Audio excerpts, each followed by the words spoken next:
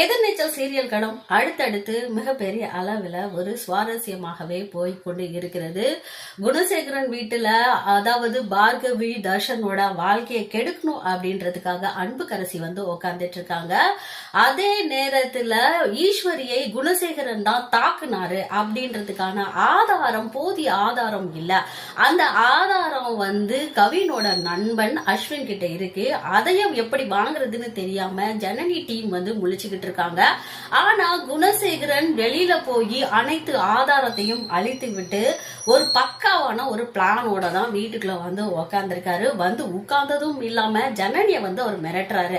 இன்னும் 15 நாள் மட்டும்தான் உனக்கு டைம், அதுக்குள்ள ஏன் சம்பந்தப்பட்ட எல்லா ஆதாரத்தையும் நீ கொடுத்து விட்டு இந்த வீட்டை விட்டு நீ ஓடிடணும். அப்படி நீ ஓடலன்னா உன்னுடைய புருஷன் 2 பேரையும் வெட்டி கருமாதி பண்ணிடுவேன் அப்படின்ற மாதிரி மிரட்டுறாரு.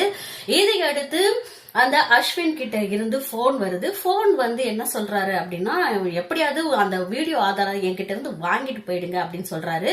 இவங்க அந்த வீடியோ வாங்கறதுக்காக ஜனனி சக்தி 2 பேருமே கார்ல வேகமா போறாங்க. ஆனா போகிறதுக்குள்ள ஒரு டீம் அந்த அஸ்வினை சுட்டு கொன்னுடுறாங்க. அது யாரு என்ன அப்படிங்கிறது தெரியல. ஆனா குணசேகரன் அவருடைய பையில ஒரு மர்ம பொருள் ஒண்ணு இருந்தது. அத கரிகாலன் பார்த்து எடுத்துட்டு இது என்ன அப்படின்ற மாதிரி அதிர்ச்சியா கேட்டாரு. அதை பார்த்தா ஒட்டுமொத்த குடும்பமுமே அதிர்ச்சியா இருந்தாங்க. இதனால இந்த வேலையை செஞ்சது குணசேகரன் தான் அப்படின்ற சந்தேகம் ஜனனிக்கு வந்துவிட்டது. இப்படி எல்லா வேலையும் மொத்தமா முடிச்சிட்டு வந்துட்டு தான் குணசேகரன் வீட்டுல உட்காந்து அடுத்த ஆட்டத்தை ஆரம்பிக்கிறாரு.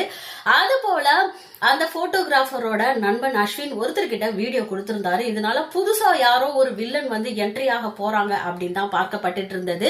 அப்படி அந்த வீடியோவை அவர்கிட்ட கொடுத்திருந்தாங்கன்னா அப்ப அந்த அஸ்வினை துரட்டிட்டு போனது யாரு அப்படின்ற மாதிரி பலவிதமான கேள்விகள் இப்போது எழுந்திருக்கு.